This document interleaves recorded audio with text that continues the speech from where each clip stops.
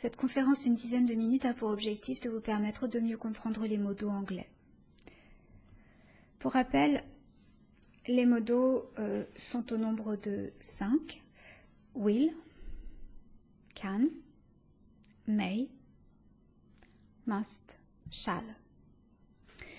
Alors, ce sont des outils très anciens dans la langue anglaise.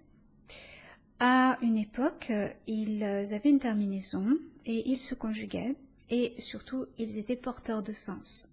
Par exemple, villan signifiait vouloir, shulon qui a donné shall, devoir, kunan, vous reconnaissez can, savoir, magan qui a donné le may actuel, pouvoir, motan qui a donné le must en anglais moderne, être obligé. Donc en anglais moderne, il ne se conjugue plus et seules deux formes coexistent, la forme prétérite et la forme présent. Ils sont devenus des outils autosuffisants, c'est-à-dire qu'ils n'ont pas besoin des opérateurs do ou did et ne sont jamais suivis de tout. À quoi servent-ils ?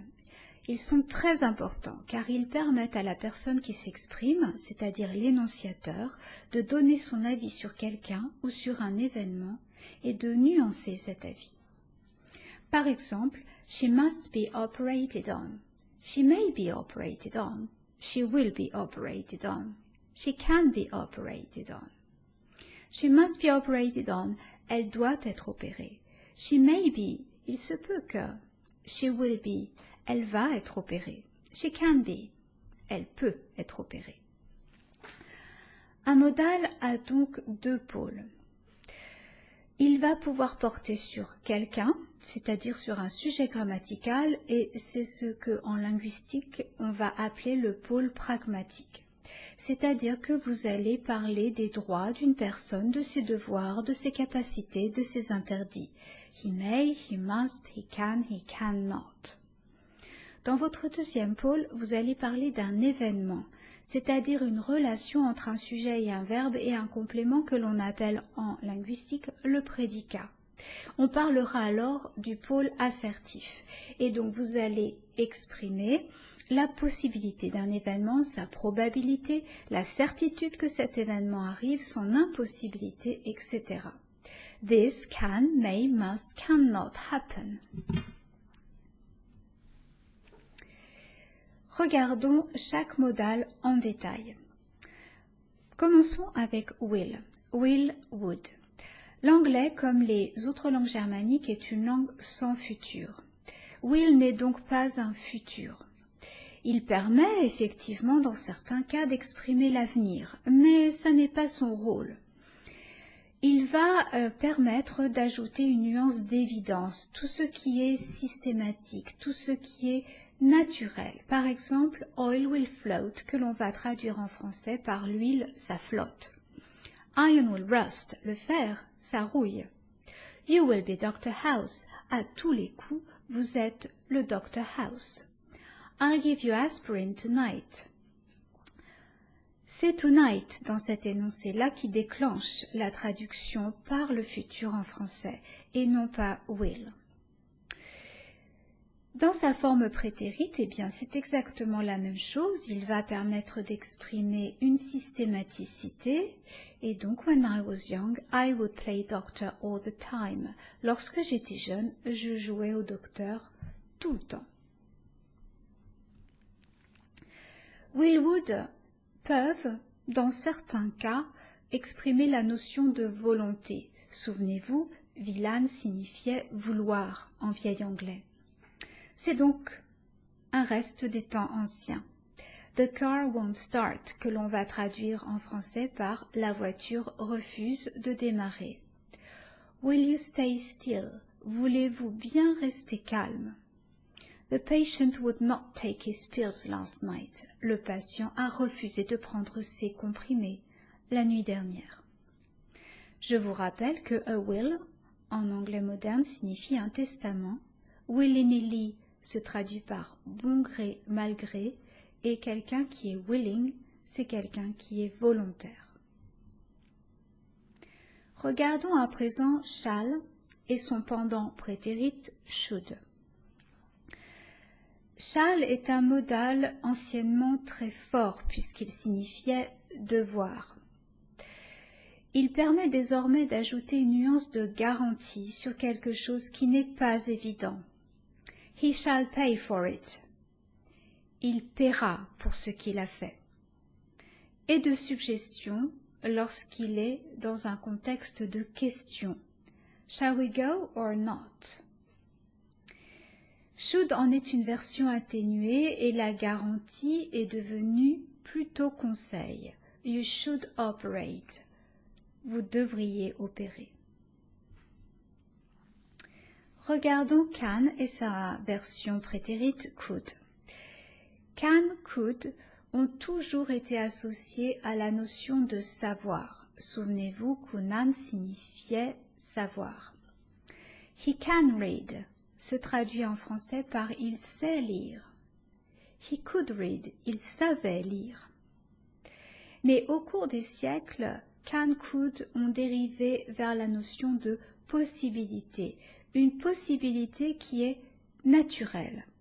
The patient can be discharged. Le patient peut rentrer chez lui.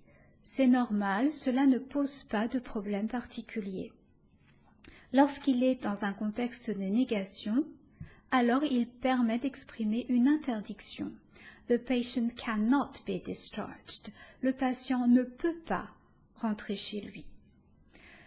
La version prétérite fonctionne de la même façon. Last night the patient could be discharged. Hier soir, le patient pouvait ou a pu rentrer chez lui. Last night the patient could not be discharged. La nuit dernière, le patient n'a pas pu rentrer chez lui. Il n'était pas en mesure de rentrer chez lui. Regardons may might. May a conservé une nuance de pouvoir non naturel. Donc à l'inverse de can, il va s'imposer dans des cas de situation ou de contexte problématique. You may discharge the patient. Vous pouvez faire rentrer le patient chez lui. Mais cette sortie ne va pas de soi. Et c'est pour ça que vous avez besoin de mon autorisation. Et may va donc s'imposer dans des contextes de permission et de demande de permission. Au cours du temps, il a également pris une nuance de probabilité. He may be operated on within the next hours. Il se peut qu'il soit opéré dans les prochaines heures. Might en est une version atténuée. He might be operated on within the next hours. Il se pourrait qu'il soit opéré dans les prochaines heures.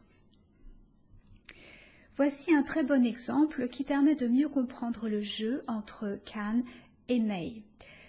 Un petit garçon demande à sa maman, « Mommy, can I have a biscuit, please ?»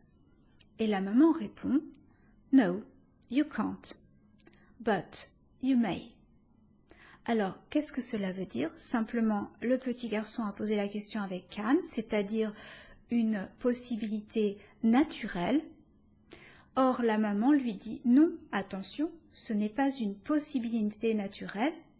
Je te donne la permission et ce n'est pas quelque chose de systématique, de logique, de naturel. » Enfin, regardons must. Must a toujours été lié à la notion d'obligation. You must scrub. Avant d'opérer, vous devez vous nettoyer les mains. Mais au cours du temps, il a pris une nuance de certitude. The patient must be at least 100 years old. Le patient doit avoir au moins 100 ans. Souvent, on se demande si on doit utiliser must ou have to.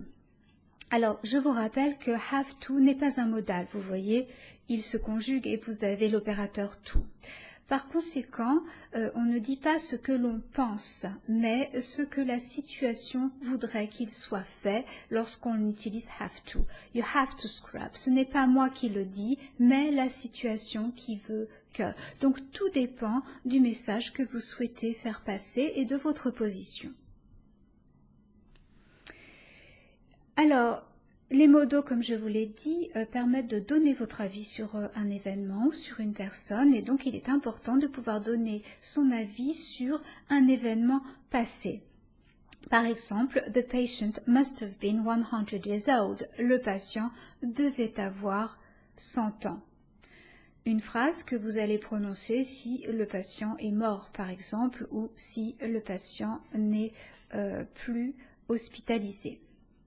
Donc là, modal, have, suivi de participe passé, d'un participe passé, mais attention, have n'est jamais conjugué dans une telle structure. Vous souhaitez donner votre avis sur un événement qui est déjà repéré dans le contexte, c'est-à-dire que vous souhaitez donner votre avis sur quelque chose qui peut être en train de se produire ou quelque chose qui est répétitif. Par exemple, the patient must be bleeding.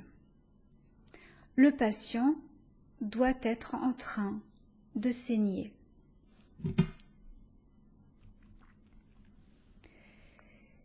Et vous pouvez enfin donner votre avis sur un événement qui est à la fois passé et déjà repéré. Regardez les deux exemples.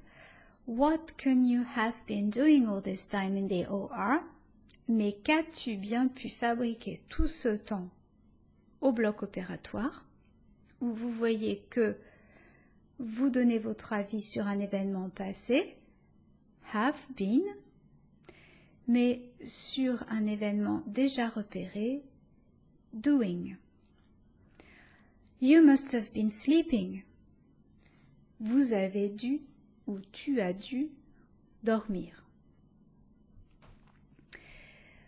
Voilà, nous atteignons le sommet de la montagne et donc je vous rappelle que will, would va être quelque chose de systématique, va apporter une nuance de systématicité, de naturel, d'évidence.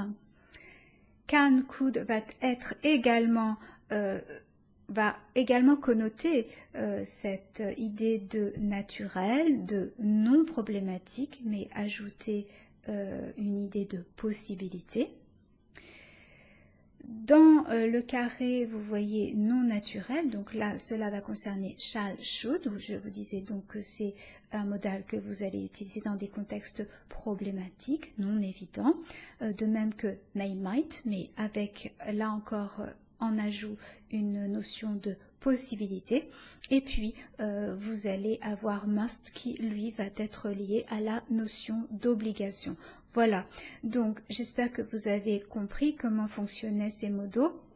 Donc il faut bien comprendre que chacun a sa constante fondamentale, un petit peu comme des hormones, et que donc en fonction des contextes, ils vont prendre des effets de sens, et cela n'est pas toujours évident, mais ce sont des outils extrêmement précieux.